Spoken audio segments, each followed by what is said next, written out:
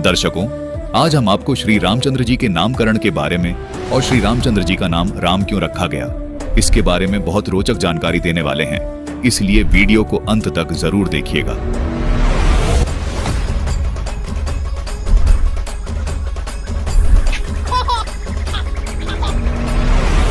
अयोध्या के राजा और श्री रामचंद्र जी के पिता राजा दशरथ जी के कुलगुरु यानी पुरोहित थे ऋषि वशिष्ठ जी।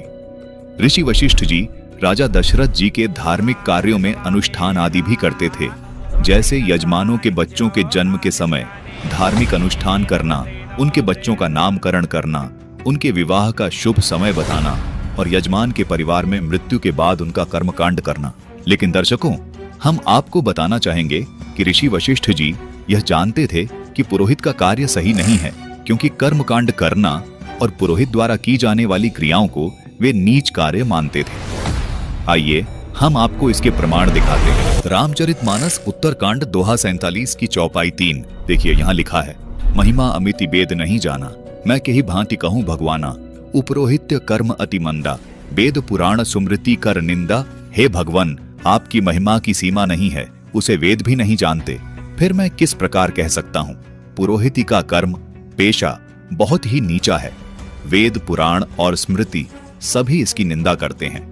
दर्शकों, रामचरितमानस की इस चौपाई से स्पष्ट है कि वशिष्ठ ऋषि जी ये पुरोहित का कार्य नहीं करना चाहते थे, लेकिन श्री वशिष्ठ ऋषि जी के पिता श्री ब्रह्मा जी ने वशिष्ठ ऋषि को अपनी अज्ञानतावश इस कार्य को करने के लिए राजी किया।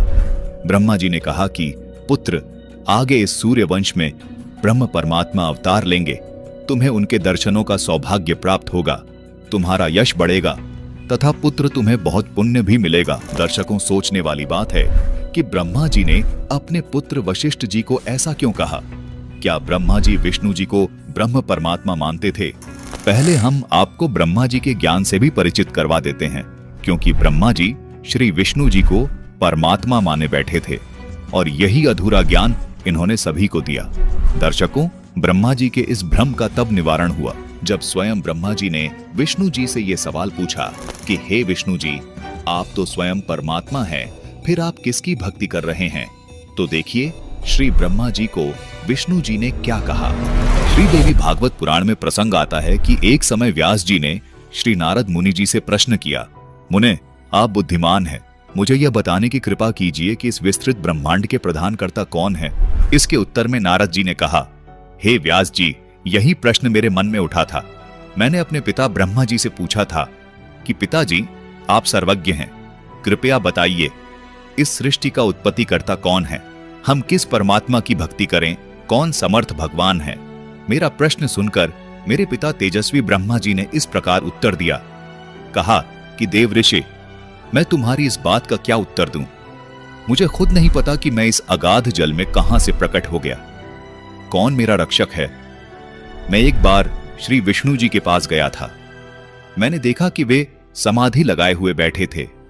जब उनकी समाधि खुली तो मैंने प्रश्न किया, हे देवेश्वर, आप सारी सृष्टि के उत्पत्तिकर्ता, पालनकर्ता, सर्वेश्वर होकर भी किसकी भक्ति कर रहे हो? विष्णु जी ने उत्तर दिया कि मैं श्री देवी दुर्गा जी यानी भगवती शक्ति का ध्यान लगाता हूं, उन्हीं की पूजा करता हूं और मेरे ज्ञान में जितना मैंने अध्यात्म ज्ञान को समझा है उसमें श्री देवी जी से ऊपर कोई परमात्मा नहीं है, कोई समर्थ नहीं है। दर्शकों, यहां यह तो बिल्कुल स्पष्ट हो गया कि ब्रह्मा जी विष्णु जी को पूर्ण परमात्मा माने बैठे थे, जो कि गलत था, क्योंकि विष्णु जी ने स्पष्ट कर दिया कि मैं परमात्मा नहीं हूं, मेरी जानकारी में तो देवी दुर्गा परमात्मा है, उनसे ऊपर कोई नहीं है। इसका मतलब ब्रह्मा जी को पूर्ण ज्ञान नहीं था, इसलिए ब्रह्मा जी ने अपने पुत्र वशिष्ठ को भी यही अधूरा ज्ञान दे रखा था कि विष्णु जी पूर्ण परमात्मा हैं और वो सूर्य वंश में जन्म लेंगे, जबकि विष्णु जी ने स्पष्ट कर दिया कि मैं पूर्ण परमात्मा नहीं हूं, मैं तो स्वयं देवी दुर्गा का ध्यान करता हूं। अब आपको ये भी सिद्ध कर देते हैं कि देवी दुर्गा भी पूर्ण परमात्मा नहीं है। आइए देखिए ये प्रमाण। दर्शकों, अब श्रीदेवी जी क्या बताती हैं, इसके ऊपर भी दृष्टि डालते हैं। देखिए श्रीदेवी महापुराण का 7वां स्कंद, देवी द्वारा राजा हिमालय को ज्ञान उपदेश। देवी दुर्गा जी राजा हिमालय को ब्रह्म ज्ञान का उपदेश देते हुए कहती हैं कि हे राजन, आप और सब बातें छोड़ दो। यहाँ पर स्पष्ट है कि देवी दुर्गा जी कह रही हैं, आप सब बातें छोड़ दो, यानी मेरी भक्ति भी छोड़ दो। आप केवल ब्रह्म का ध्यान करो। उसका ओम नाम है, जिसके स्मरण से आप ब्रह्मलोक में चले जाओगे, जहां पर वह ब्रह्म रहता है। तो दर्शकों, देखा आपने, देवी दुर्गा जी भी स्पष्ट कर रही हैं कि पूर्ण परमात्मा तो मैं भी नहीं हूं, पूर्ण परमात्मा तो ब्रह्म है, जिसका ओम नाम है, जो ब्रह्मलोक में रहता है। दर्शकों, यहां तक ये स्पष्ट हो चुका है कि न विष्णु जी पूर्ण परमात्मा हैं और न दुर्गा जी पूर्ण परमात्मा हैं, यानी ब्रह्मा जी और विष्णु जी दोनों को नहीं पता कि पूर्ण परमात्मा कौन है। चलिए अब ये देखते हैं कि क्या देवी दुर्गा जी जिस ब्रह्म की भक्ति करने को कह रही हैं, वो पूर्ण परमात्मा हैं या वो भी किसी और की भक्ति करते हैं। दर्शकों, अब श्रीमद् भगवत गीता से भी आपको प्रमाण दिखाते हैं। ये है श्रीमद् भगवत गीता, जिसके अध्याय 8 श्लोक 13 में गीता ज्ञानदाता ने कहा है कि मैं ब्रह्म हूँ और मुझ ब्रह्म का केवल एक ओम नाम है। इस ओम को अंतिम समय तक जाप करने से ओम नाम से मिलने वाली परम गति प्राप्त होती है, यानी ब्रह्मलोक प्राप्त होता है। दर्शकों, गीता अध्याय 8 श्लोक 16 में गीता ज्ञानदाता कहता है कि ब्रह्मलोक में गए हुए साधक भी पुनरावृत्ति यानी जन्म मृत्यु में आते हैं, यानी उनकी भी जन्म मृत्यु सदा बनी रहती है। मतलब साफ है कि उनका भी पूर्ण मोक्ष नहीं होता। दर्शकों, यहाँ सवाल ये उठता है कि जब ब्रह्मा, विष्णु, महेश और देवी दुर्गा और गीता ज्ञानदाता ब्रह्म की साधना से भी जन्म मृत्यु बनी रहती है, तो वो परमात्मा कौन है जिसकी पूजा करने से साधक का पूर्ण मोक्ष हो जाता है? दर्शकों, इसका जवाब भी गीता जी में ही मिलता है। गीता ज्ञानदाता ब्रह्म ने गीता अध्याय 18 श्लोक 62 तथा 66 में अपने से अन्य समर्थ सच्चिदानंद घन ब्रह्म यानी परम अक्षर ब्रह्म की शरण में जाने को कहा है, तथा गीता अध्याय 17 श्लोक 23 में उसकी भक्ति साधना का नाम ओम तत् सत मंत्र बताया है। साथ ही गीता अध्याय 15 के श्लोक 4 में कहा है कि मैं भी उसी आदि पुरुष नारायण की शरण में हूँ, जिसको गीता अध्याय 15 के श्लोक 17 में उत्तम पुरुष कहा है, तथा गीता अध्याय 18 के श्लोक 64 में कहा है कि मेरा इष्ट देव भी वही पूर्ण परमात्मा है जो आदि सनातन परम धाम में रहता है। दर्शकों, यहाँ आप भ्रमित न होइएगा कि यहाँ तो इष्ट का अर्थ अनुवादकर्ता ने प्रिय किया है। दर्शकों, ये बिल्कुल गलत अनुवाद है। आइए आपको दिखाते हैं कैसे। ये देखिए, ये है गीता अध्याय 18 श्लोक 70 में इसी अनुवादकर्ता ने इष्ट का अर्थ पूजित किया है, यानी इष्ट देव किया है। इसलिए गीता अध्याय 18 श्लोक 64 में भी इष्ट का अर्थ पूजित ही होगा, अर्थात इष्ट देव ही होगा। दर्शकों, इन सब से यह स्पष्ट होता है कि श्री विष्णु जी, देवी दुर्गा जी तथा ब्रह्म यानी क्षर पुरुष, ये पूर्ण परमात्मा सर्व के सृष्टि रचनहार, उत्पत्ति करता, पालन करता नहीं है। ब्रह्मा जी केवल अज्ञानतावश विष्णु जी को ब्रह्म परमात्मा मानते थे, इसलिए उन्होंने अज्ञानतावश अपने पुत्र वशिष्ठ को भ्रमित किया कि तू सूर्यवंश का पुरोहित बन जा, क्योंकि ब्रह्मा जी को पता था कि विष्णु जी ही राजा दशरथ के घर जन्म लेंगे, क्योंकि ये सारा घटनाक्रम एक फिल्म की स्क्रिप्ट की तरह पहले से लिखा हुआ होता है। इसीलिए ब्रह्मा जी ने वशिष्ठ को पहले ही बता दिया था कि विष्णु जी श्री दशरथ के घर सूर्यवंश में जन्म लेंगे। दर्शकों, अब इसी आधार से ब्रह्मा जी ने अपने पुत्र वशिष्ठ जी को भ्रमित किया, जिस कारण से वशिष्ठ ऋषि जी ने राजा दशरथ के पुत्र का नाम रामचंद्र रखा। इस प्रकरण को सही से समझने के लिए रामचरितमानस के उत्तरकांड के दोहा नंबर 47 की चौपाई नंबर 3 को फिर से समझते हैं। महिमा अमिति वेद नहीं जाना, मैं के ही भांति कहूं भगवाना, उपरोहित्य कर्म अति मंदा, वेद पुराण सुमृति कर निंदा। हे भगवान, आपकी महिमा की सीमा नहीं है, उसे वेद भी नहीं जानते। फिर मैं किस प्रकार कह सकता हूँ, पुरोहिती का कर्म पेशा बहुत ही नीचा है, वेद पुराण और स्मृति सभी इसकी निंदा करते हैं। दर्शकों, रामचरितमानस की इस चौपाई से स्पष्ट है कि वशिष्ठ ऋषि जी वेदों को पढ़ते थे, इसलिए वो पुरोहित क्रम और कर्म कांड को नीच कार्य मानते थे। उस समय गीता जी नहीं बोली गई थी, वेदों में राम नाम का कोई जिक्र नहीं था। दर्शकों, अब यहाँ पर यह सवाल खड़ा होता है कि जब वेदों में राम नाम का जिक्र नहीं है, तो फिर ऋषि वशिष्ठ जी ने राजा दशरथ के पुत्र का नाम राम क्यों रखा? दर्शकों, इसका उत्तर संत रामपाल जी महाराज ने अपने सत्संग प्रवचनों में इस प्रकार बताया है कि कबीर परमात्मा चारों युगों में आते हैं और अपना यथार्थ ज्ञान ऊंची ऊंची आवाज में बोल बोल कर सुनाते हैं। सूक्ष्म वेद में वाणी है कि सतयुग में सत सुकृत कह टेरा, त्रेता नाम मुनीन्द्र मेरा, द्वापर में करुणामय कहाया, कलयुग नाम कबीर धराया। दर्शकों, जो ज्ञान कबीर परमात्मा ने कला युग में आज से 600 वर्ष पहले बोलकर सुनाया था, यही ज्ञान उन्होंने सतयुग, त्रेता युग और द्वापर युग में मनु जी, वशिष्ठ जी और अन्य ऋषियों को भी सुनाया था। भाषा चाहे संस्कृत हो या स्थानीय, लेकिन वाणियां यही होती थी। जैसे राम नाम रटते रहो, जब लग घट में प्राण, कभू तो दीन दयाल के भनक पड़ेगी कान। कबीर परमात्मा सत सुकृत रूप में, मुनीन्द्र रूप में, करुणामय रूप में सभी को ये बताते थे कि वास्तव में आदि राम कबीर साहेब जी हैं, जिनको वेदों में कबीर देव कहा गया है। हर युग में कबीर परमात्मा ने अलग अलग रूप में आकर अपना ज्ञान वाणियों के माध्यम से बताया है, वास्तविक राम का भेद उजागर किया है। ऋषियों ने राम नाम की महिमा को तो खूब सुना, लेकिन विश्वास नहीं किया कि आदि राम कबीर देव है।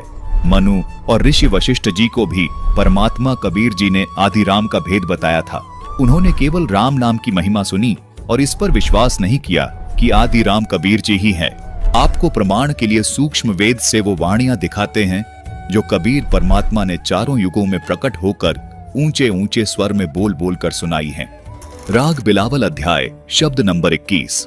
अभिगत राम कबीर है चकवय अविनाशी, ब्रह्मा विष्णु वजीर हैं, शिव करत खवासी, इंद्र कोटि अनंत हैं, जाकय प्रतिहारा, वरुण कुबेर धर्मराय ठाड़े दरबारा, 33 कोटि देवता ऋषि सहंस 88, वैष्णव कोटि अनंत हैं, गुण गावें राशि, 9 योगेश्वर नाद भरें, सुर पूरें संखा, सनकादिक संगीत हैं, अविचल गढ़ बंका, शेष गणेश सरस्वती और लक्ष्मी राजय, सावित्री गौरा रटें, गण संख बिराजय, अनंत कोटि मुनिसाध हैं, गण गंधर्व ज्ञानी, अर्पें पिंड रूप्राण को जहां संखों दानी, सावंत शूर अनंत हैं, कुछ गिनती नाही, जति सती और शीलवंत लीला गुण गाही, चंद्र सूर बिनती करें, तारा गण गाढ़े, 5 तत्व हाजिर खड़े, हुक्मी दर ठाड़े, तीर्थ कोटि अनंत हैं और नदी बिहंगा, 18 भार तोकू रटे, जल पवन तरंगा, अष्टकुल्ली पर्वत रटे, धर अंबर ध्याना, महताब अग्नि तोकू जपे, साहिब रहमाना, अर्श कुर्श पर तेज है, तन तबक तिराजी, एक पलक में करत है, सो राज बिराजी, अलख बिनानी कबीर को रंग खूब चबाया, एक पानी की बूंद से संसार बनाया, अनंत कोटि ब्रह्मांड है, कुछ बार न पारा, लख 84 खान का तू सिरजनहारा, सूक्ष्म रूप स्वरूप है, बहु रंग बिनानी, गरीब दास के मुकट में हाजिर प्रवाणी। दर्शकों, कबीर परमात्मा ने इन वाणियों को हर युग में ऊंचे ऊंचे स्वर में बोलकर सुनाया और अपनी महिमा यानी परम अक्षर ब्रह्म यानी सच्चिदानंद घन ब्रह्म की महिमा को राम शब्द बोलकर बताया। कबीर परमात्मा कहते थे कि सर्व का पालन करता केवल अविगत राम है, यानी आदि राम है। वही वास्तव में अविनाशी है, वही शत्रुओं का नाश करने वाला है, पाप नाशक है और सबका साथी है। शुभ लक्षणों से युक्त वही राम है। हर युग में ऋषिजन कबीर परमात्मा से राम नाम की महिमा इसी प्रकार सुनते आ रहे थे और परमात्मा को राम के नाम से जानने लगे थे। दर्शकों, अब हम उसी प्रसंग पर वापस आते हैं कि राजा दशरथ के चारों पुत्रों का नामकरण कैसे हुआ। देखते हैं रामचरितमानस के बालकांड के दोहा नंबर 196 की चौपाई नंबर 1 से 4 तथा दोहा नंबर 197। मन संतोषे सबन्हि के जहम तह देहिम असीस, सकल तनय चिरजीवहु तुलसीदास के ईस। राजा ने सबके मन को संतुष्ट किया। इसी से सब लोग जहां तहां आशीर्वाद दे रहे थे कि तुलसीदास के स्वामी सब पुत्र चारों राजकुमार चिरजीवी दीर्घायु हो। कछुक दिवस बीते एहि भांति, जात न जानिय दिन अरु राति, नामकरण कर अवसरु जानी, भूप बोली पट्ठे मुनि ज्ञानी। इस प्रकार कुछ दिन बीत गए, दिन और रात जाते हुए जान नहीं पड़ते। तब नामकरण संस्कार का समय जानकर राजा ने ज्ञानी मुनि श्री वशिष्ठ जी को बुला भेजा। करी पूजा भूपति असभाषा, धर्य नाम जो मुनि गुणी राखा, इन्ह के नाम अनेक अनूपा, मैं नृप कहब स्वमति अनुरूपा। मुनि को पूजा करके राजा ने कहा, हे मुनि, आपने मन में जो विचार रखे हों वे नाम रखिए। मुनि ने कहा, हे राजन, इनके अनेक अनुपम नाम हैं, फिर भी मैं अपनी बुद्धि के अनुसार कहूंगा। जो आनंद सिंधु सुखरासी, सीकर तेन त्रैलोक सुपासी, सो सुखधाम राम असनामा। अखिल लोकदायक विश्रामा। ये जो आनंद के समुद्र और सुख की राशि है, जिस आनंद सिंधु के एक कण से तीनों लोक सुखी होते हैं, उन आपके सबसे बड़े पुत्र का नाम राम है, जो सुख का भवन और संपूर्ण लोकों को शांति देने वाला है। विश्व भरण पोषण कर जोई, ताकर नाम भरतस होई, जाके सुमिरन तेम रिपुनासा। नाम शत्रुघ्न वेद प्रकाशा। जो संसार का भरण पोषण करते हैं, उन आपके दूसरे पुत्र का नाम भरत होगा। जिनके स्मरण मात्र से शत्रु का नाश होता है, उनका वेदों में प्रसिद्ध शत्रुघ्न नाम है। लच्छन धाम राम प्रिय सकल जगत आधार। गुरु वशिष्ठ तेहि राखा लक्ष्मण नाम उदार। जो शुभ लक्षणों के धाम श्री राम जी के प्यारे और सारे जगत के आधार है, गुरु वशिष्ठ जी ने उनका लक्ष्मण ऐसा श्रेष्ठ नाम रखा। दर्शकों, जैसा कि आपने इन चौपाइयों में देखा कि वशिष्ठ ऋषि जी ने तो जो वेदों में परमात्मा के गुण है, उनके आधार पर ही चारों पुत्रों का नाम रख दिया। राजा दशरथ के ज्येष्ठ पुत्र का नाम रामचंद्र रखा, जिनको राम नाम से जाना जाने लगा। दर्शकों, हम आपको पहले भी स्पष्ट कर चुके हैं कि परमात्मा स्वयं ऋषि रूप में सत सुकृत नाम से सतयुग में प्रकट हुए थे। तब उन्होंने सभी को सूक्ष्म वेद का ज्ञान बताया था। ये ज्ञान वही ज्ञान था जो परमात्मा कबीर जी ने संत गरीबदास जी को भी सन 1727 में बताया था। संत गरीबदास जी ने अपनी वाणी में यानी अमर ग्रंथ सूक्ष्म वेद में लिखवाया है कि गरीब ऐसा राम अगाध है, अविनाशी गहर गंभीर, हदि जीवों से दूर है बेहदियों के तीर। गरीब ऐसा राम अगाध है, बेकीमत करतार, शेष सहंस पुण्य रटत है, अजहू न पाया पार। गरीब ऐसा राम अगाध है, अपरंपार अथाह, उर में कृत्रिम ख्याल है, मौल्य अलख अल्लाह। गरीब ऐसा राम अगाध है, निर्भय निश्चल थीर, अनहद नाद अखंड धूनी, नाड़ी बिना शरीर। गरीब ऐसा राम अगाध है, बाजीगर भगवंत, निरसंध निर्मल देखिया, वार पार नहीं अंत। दर्शकों, इसी सूक्ष्म वेद के ज्ञान को सुनकर ऋषि वशिष्ठ जी ने राजा दशरथ के ज्येष्ठ पुत्र का नाम रामचंद्र रख दिया। कबीर परमात्मा जी ने बताया था कि निर्गुण सरगुण दो धारा हैं। आदि राम कबीर तो न्यारा है, अनंत राम अयोध्या में आए, सो दशरथ के पूत कहाए। कोटि राम गए लंका तोरी, ताको लखी न अभिगत डोरी। आदि राम कबीर सरबंगी, अभिगत अस्थिर अचल अभंगी। गरीब पार ब्रह्म सत कबीर है, कीमत मोल न तोल, बिना उजन अनुराग है, बहुरंगी अनमोल। अभिगत राम कबीर है, चकवय अविनाशी, ब्रह्मा विष्णु वजीर हैं, शिव करत खवासी। ऋषि वशिष्ठ जी ने केवल राम नाम यानी परमात्मा की महिमा तो सुनी, लेकिन ये स्वीकार नहीं किया कि वो आदि राम यानी पूर्ण परमात्मा कबीर साहिब जी हैं, जिनको वेदों में कबीर देव कहा गया है। दर्शकों, यदि हम बालकांड के दोहा नंबर 196 की चौपाई नंबर 4 देखें, तो उसमें राजा दशरथ के दूसरे पुत्र का नामकरण किया गया है। लिखा है कि भरत का नाम इसलिए भरत रखा गया क्योंकि परमात्मा सबका भरण पोषण करने वाला होता है। वेदों में परमात्मा को सबका भरण पोषण करने वाला कहा है, इसलिए ऋषि वशिष्ठ जी ने राजा दशरथ के दूसरे पुत्र का नाम भरत रख दिया। दर्शकों, अब यदि आपसे ये पूछा जाए कि क्या वास्तव में राजा दशरथ के दूसरे पुत्र यानी भरत जी सबका धारण पोषण करने वाले थे, तो इसका उत्तर होगा नहीं। इसी प्रकार राजा दशरथ के पहले पुत्र यानी रामचंद्र जी भी पार ब्रह्म परमात्मा नहीं है, सत्पुरुष नहीं है। आपको सूक्ष्म वेद से भी प्रमाणित कर चुके हैं कि पार ब्रह्म परमात्मा यानी आदि राम सत्पुरुष कबीर साहिब जी ही हैं, जिनको वेदों में कबीर देव कहा गया है। दर्शकों, अब राजा दशरथ के तीसरे पुत्र का नाम ऋषि वशिष्ठ जी ने शत्रुघ्न रख दिया था।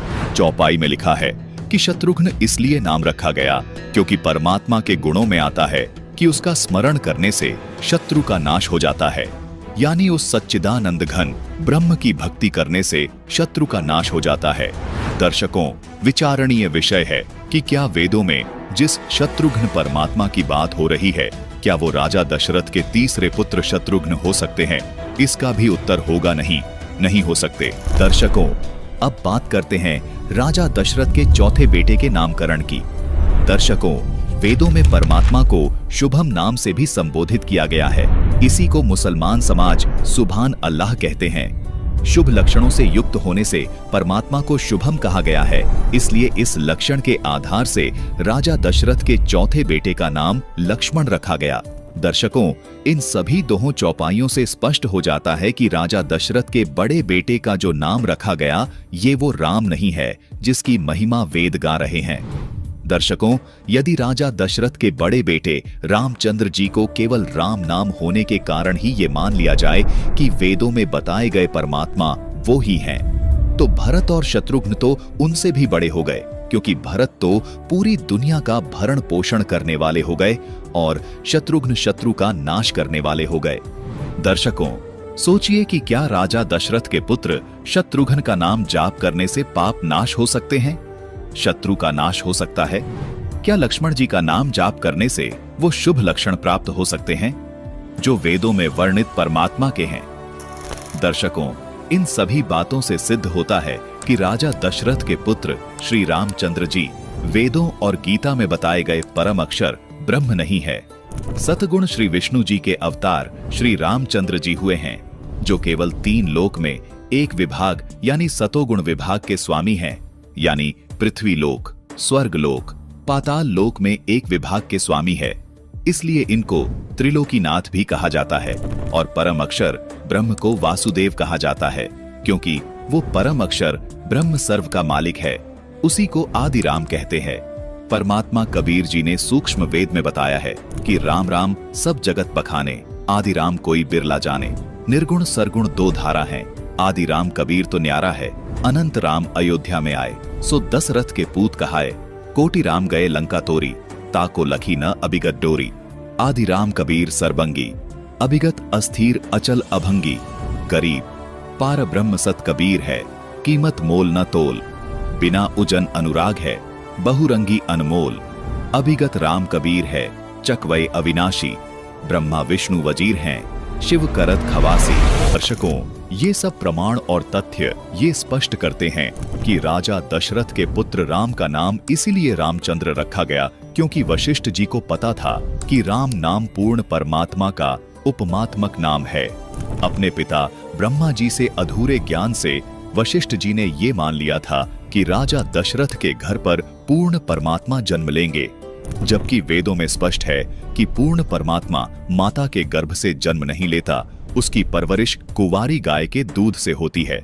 लेकिन अज्ञानतावश ऋषि वशिष्ठ जी ने राजा दशरथ के पुत्र श्री राम यानी विष्णु जी का नाम राम रख दिया।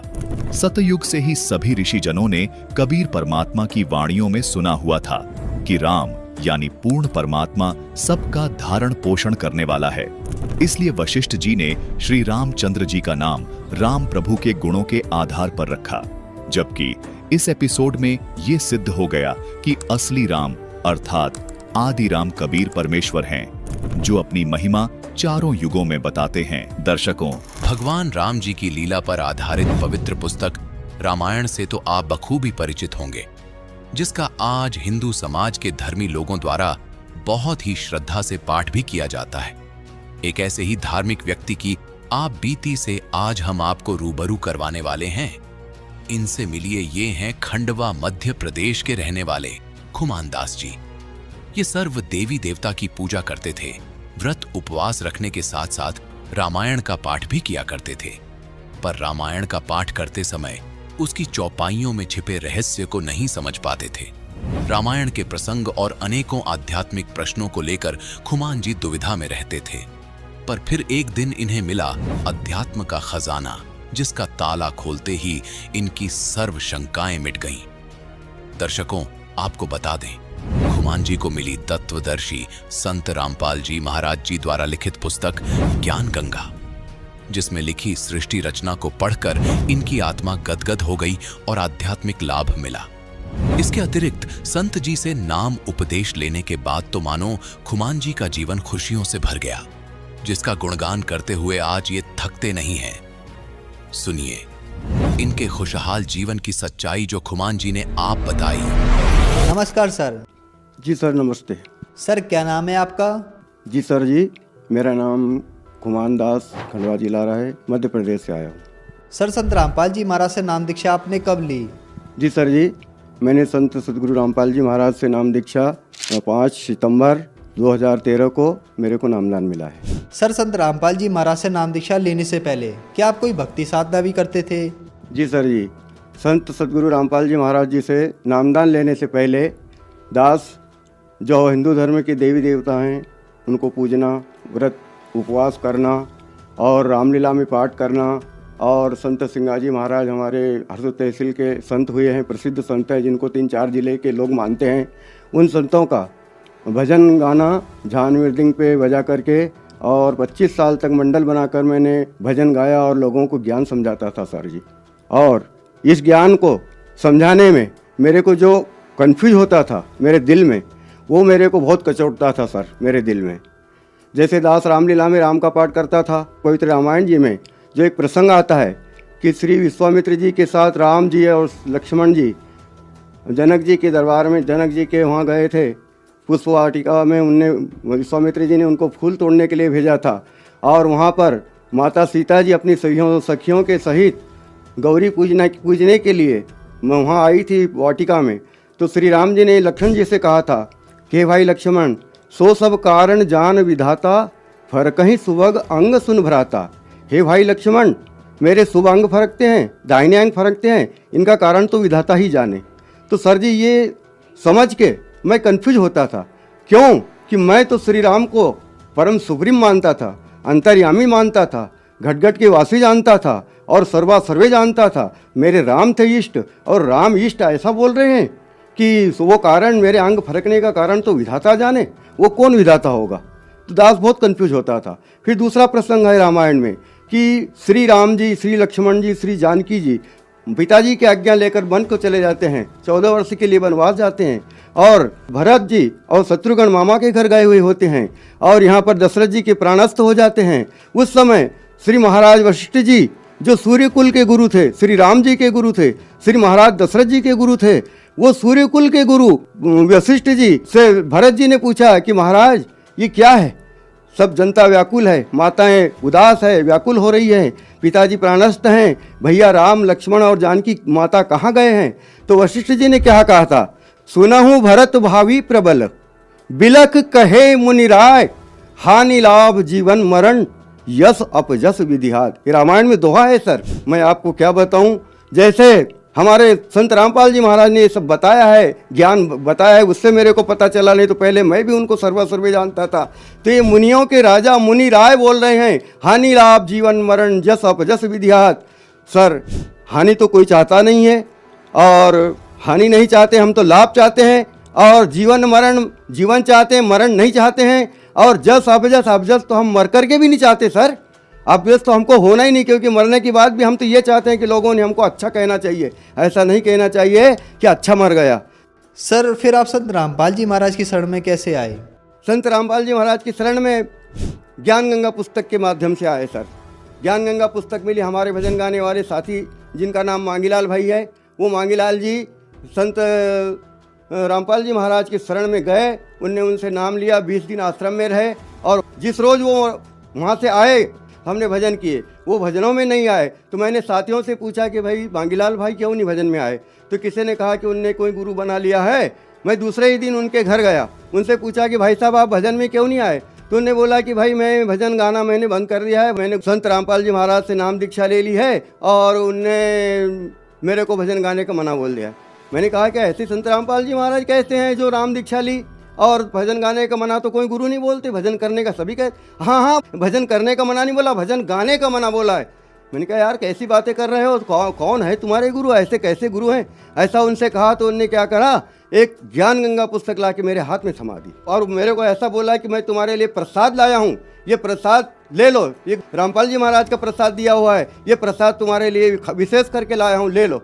तो मैंने वो पुस्तक हाथ में ली सर और पहला ही पेज खोला तो पूर्ण ब्रह्म परमेश्वर कबीर साहब जी का फोटो का दर्शन हुआ और वैसे ही पुस्तक मैंने लेकर के घर आया तो मैंने मेरे छोटे भाई लखन भाई को दी कि भाई तू पढ़ जरा 2-4 रोज, मेरे फुर्सत हो जाएगा जब मैं पढ़ूंगा, मेरे को फुर्सत मिलेगी जब। वैसे ही लखन भाई ने वो पुस्तक पढ़ी और वो जैसे जैसे पढ़ता जा गया वैसे वैसे मेरे को बताता गया, देखो भैया इसमें यहाँ लिखा है, देखो भैया इसमें यहाँ लिखा है। जैसे सिंगाजी महाराज का भजन में ज्ञान तुम समझाते हो वैसा ही ज्ञान इसमें भी लिखा हुआ है। हम दोनों भाइयों ने ऐसे मिलान करके पढ़ते गए। तो क्या पढ़े सर जी, बताएं क्या तुमको। केवल जो पवित्र ज्ञान गंगा पुस्तक में संत रामपाल जी महाराज ने लिखी है, उसमें पृष्ठ नंबर 20 पर ज्ञान गंगा में जो सृष्टि रचना लिखी हुई है, सृष्टि रचना को पढ़ते ही हमारी आत्मा गदगद हो गई। धन्यवाद किया, कोटि कोटि दंडवत प्रणाम किया कि ऐसे संत इस धरती पर आए हुए हैं और हम भूले पड़े हैं, हमको आज तक इनकी खबर नहीं, भनक नहीं लगी। आहा, हमारी आंखों से आंसू निकल गए। उसी समय हम दोनों भाइयों ने रात भर खूब विचार किया। फिर हमारे छोटे भाई कैलाश भाई को बुलाया, उनको बताया, उनने भी सृष्टि रचना पढ़ी, उनको भी समझाया, उनके भी समझ में आ गया। हमने गीता जी उठाई, हमारे सिंगाजी महाराज के भजन लिए, उनसे मिलान किया, सब ज्ञान पूरा पूरा पूरा पूरा एक जैसा मिलता गया। संत रामपाल जी महाराज जी के ज्ञान से हम तो धन्य हो गए। संत सिंगाजी महाराज की वाणी में हम बोलते थे, वाह घर की मोहे कोई न बतावे, जा घर से जीव आया हो। ब्रह्मा विष्णु महेश नहीं थे, नहीं थी मूल और माया हो। रज और वीर्य दो ही नहीं थे, फिर जीव कहाँ से आया हो। ऐसे ऐसे हम भजन गाते थे, हम भक्तों को समझाते थे, पर वो हमारे मन में अशांति थी। कंसेप्ट था कि ये सिंगाजी बाबा बोलना क्या चाहते हैं। जीव को बता रहे हैं कि ब्रह्मा विष्णु महेश नहीं था, और ये बता रहे हैं कि जो घर से जीव आया, वो कौन सा ऐसा घर है, कहीं के घर में रहता था क्या जीव, और वहाँ से आया है क्या ये, तो इसका घर कहाँ होगा। और ब्रह्मा विष्णु महेश नहीं थे, नहीं थी मूल माया। रज और वीर दो ही नहीं थे, फिर जीव, तो ये जीव तो इनसे पहले का हो गया, सिंगाजी महाराज बता रहे हैं। तो हमको ऐसा लगता था, पर जिस समय हमने संत रामपाल जी महाराज, परम संत रामपाल जी महाराज जी, जिनकी ज्ञान गंगा, जिसके पृष्ठ नंबर 20 पर सृष्टि रचना पढ़ी, तो हमारे सारे कंसेप्ट क्लियर हो गए। सब पूरा पूरा हमको समझ में आया कि ये बात है ये। फिर बरवाला, सतलोक आश्रम बरवाला, जिला हिसार, हरियाणा में जाकर के हमने परम गुरु संत रामपाल जी महाराज जी से नामदान लिया। सर, हमने सुना है कि जो भी श्रद्धालु संत रामपाल जी महाराज से जुड़ता है उनको बहुत सारे लाभ प्राप्त होते हैं, तो क्या आपको भी कोई लाभ प्राप्त हुए संत रामपाल जी महाराज से नाम दीक्षा लेने के बाद? जी सर जी, संत रामपाल जी महाराज से नाम दीक्षा लेने के बाद और उनकी बताई हुई भक्ति मर्यादा में रह के करने के बाद तो अनेक लाभ हुए। जैसे हमारी माता जी, जिसकी उम्र 78 साल की हो गई थी, वो हमारी सिस्टर एक इंदौर में रहती है जी सर, वहाँ इंदौर उसको माता जी को ले गई थी उनके पास रखने के लिए, एक दो महीने के लिए। वहाँ वो बीमार हो गए, उनके फेफड़े खराब थे, और जो अन्न की नली थी उसमें भी प्रॉब्लम था। तो वहाँ बताया इंदौर में डॉक्टरों को, उनसे फ़ायदा नहीं हुआ। वो हमारे वापस घर हमारे ले आए। घर आकर के हमने खंडवा डॉक्टरों को बताया। डॉक्टरों ने मना बोल दिया कि भाई ये तो माता जी की एज भी 78 साल की हो गई है, और अब तुम पैसे मत लगाओ, ये अब बचने की नहीं। तो माता जी की हालत ऐसी हो गई थी कि उनके मुंह में पानी भी नहीं जा रहा था। पर संत रामपाल जी महाराज की ऐसी दया हुई, हमको ऐसी भीतर से परमात्मा जी ने कोई उपमा दी कि भाई जो परमात्मा जी अपने शिष्यों को बताते हैं दोपहर की रमेणी 16 मिनट की, वो मैंने मोबाइल में लगा के न मेरी माता जी के कान के पास वो मोबाइल चालू करके रख दिया।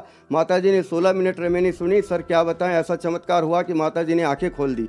माता जी ने मेरे से खड़े होने को बोला तो माता जी पलंग के ऊपर बैठ गई। मैंने पीछे से हाथ लगाया, सहारा से बैठ गई, और उसी समय बोलने लगी कि थोड़ा सा खाना लाओ, मैं रोटी खाऊंगी तुम्हारा। सर जी, वहाँ माता जी ने रोटी खाई, और धीरे धीरे 2-4 दिन 8 दिन में उनकी तबीयत ठीक हो गई। इसके बाद में वो 2 साल तक जिए। तो हमारी माता जी को 2 साल के लिए संत रामपाल जी महाराज, हरियाणा वाले रामपाल जी महाराज ने उम्र बढ़ाई। मैं उनको कोटि कोटि धन्यवाद करता हूँ, कोटि कोटि प्रणाम करता हूँ। और दूसरा लाभ, मेरी पत्नी 5 साल से गठिया वाय में पीड़ित थी। उसके ये अंगूठे उंगलियां सूज जाती थी, जोड़ जोड़ में दर्द होता था, घर के काम काज करने में बहुत दर्द महसूस करती थी, रोती थी, और उनको सर में चक्कर बना रहता था। तो वो क्या करती थी कि रोज़ शाम को कपड़े को गीला करके और गीली पट्टी सर पे रख के सोती थी, रोज़ यही होता था।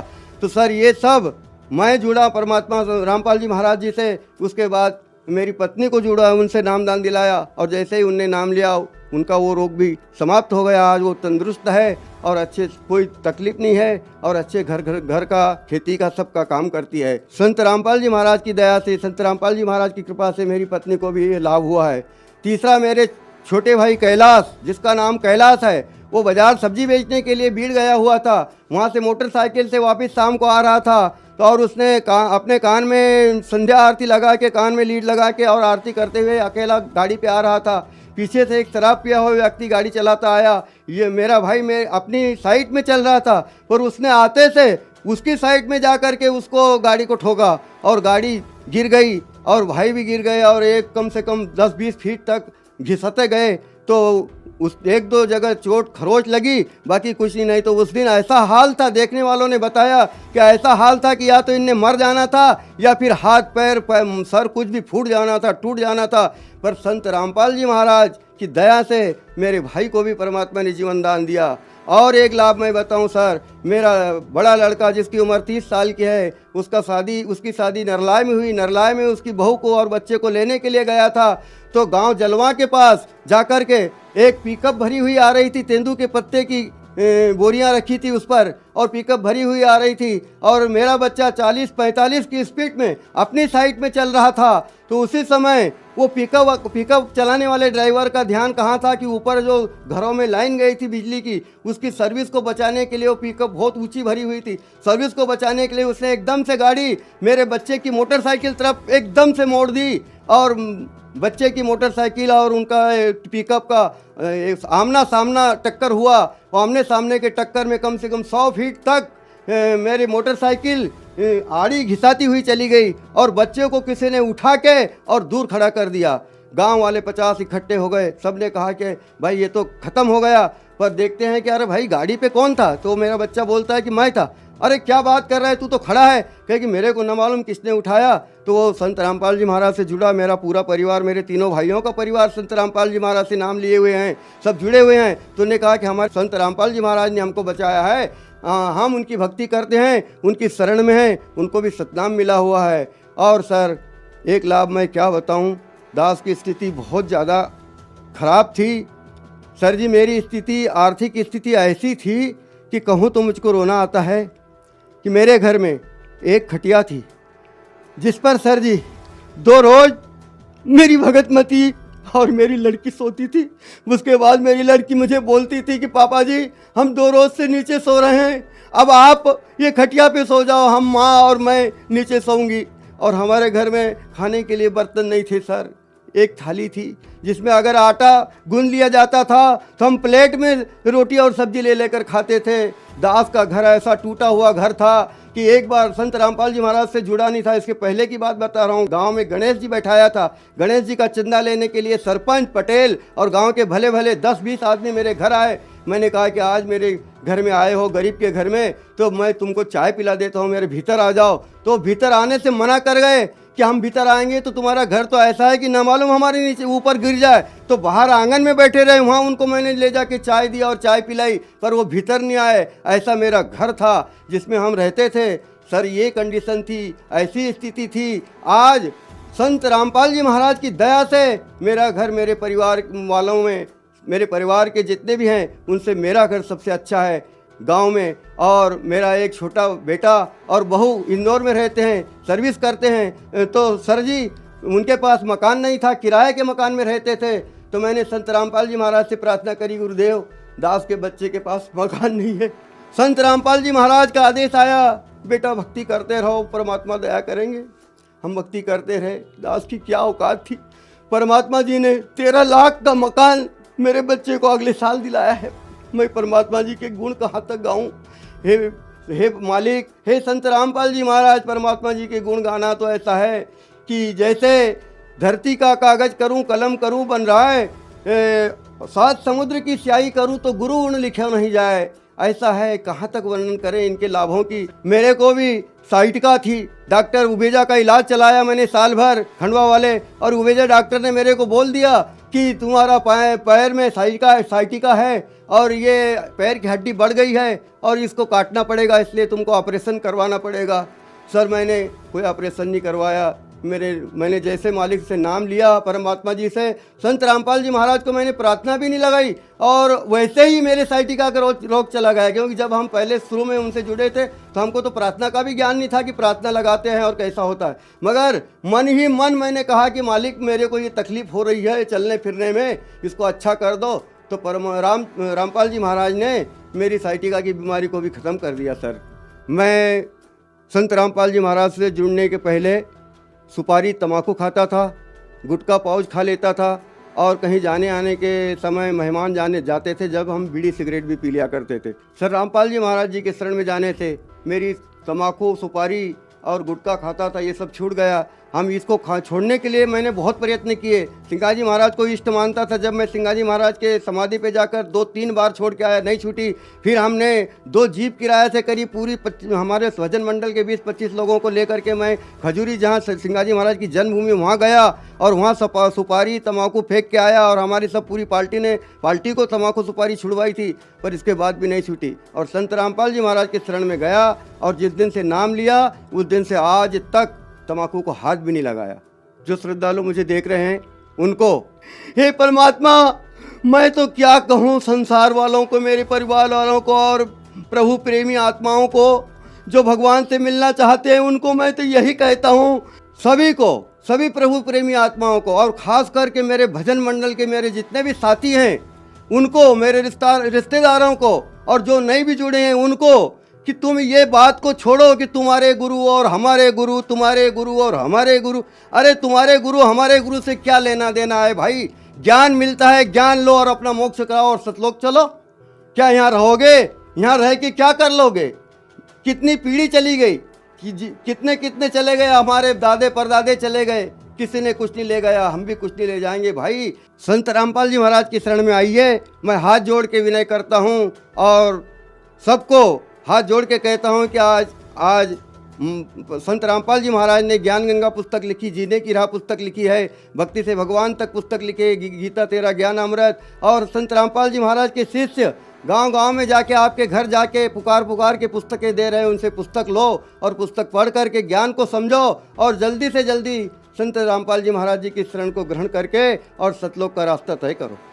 सर, संत रामपाल जी महाराज की शरण कैसे ग्रहण की जा सकती है? जी सर, आज संत रामपाल जी महाराज ने सभी जीवों के ऊपर अपार दया कर रखी है। कैसी? हर तहसील में हर प्रति रविवार के रोज गांव-गांव में सत्संग संत रामपाल जी महाराज की कृपा से हो रहा है। संत रामपाल जी महाराज के शिष्य गांव-गांव में जाकर प्रति रविवार और बीच में भी समय मिलता है तो बीच में भी सत्संग करते हैं। और उस सत्संग में रामपाल जी महाराज का आदेश है कि एक दिन का नामदान भी दिया जाता है। और कोई भगत और शिष्य ये सत्संग भी नहीं करता और नामदान भी नहीं देता, ये तो खुद स्वयं संत रामपाल जी महाराज ही सत्संग करते हैं और वो खुद ही LCD के माध्यम से नाम देते हैं। तो जिन भी भक्तात्माओं को उनका ज्ञान समझ में आ जाए, अगर नामदान लेना है तो नज़दीकी नामदान सेंटर परमात्मा जी ने हर जगह खोल रखे हैं। वहाँ पर जाकर जो भी नज़दीक पड़ता है वहाँ जाकर के संत रामपाल जी महाराज से नामदान लेकर के अपना कल्याण करवा सकते हैं। धन्यवाद सर। जी सर। दर्शकों, संत रामपाल जी महाराज के अद्भुत प्रवचनों में इस प्रकार के गूढ़ रहस्य देखकर और समझकर खुमान दास जी की तरह लाखों लाख अनुयायी आदि सनातनी भक्ति को अपना रहे हैं।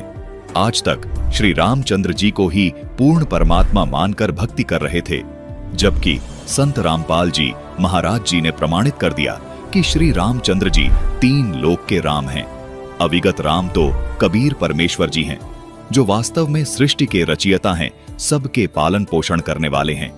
आदि राम अर्थात अविगत राम कबीर की भक्ति करने से ही जीव का पूर्ण मोक्ष हो सकता है। अविगत राम कबीर की आदि सनातनी भक्ति वर्तमान में केवल जगत गुरु तत्वदर्शी संत रामपाल जी महाराज ही प्रदान कर रहे हैं। यथा शीघ्र संत रामपाल जी महाराज से नाम दीक्षा लें और अपने जीवन का कल्याण करवाएं। धन्यवाद।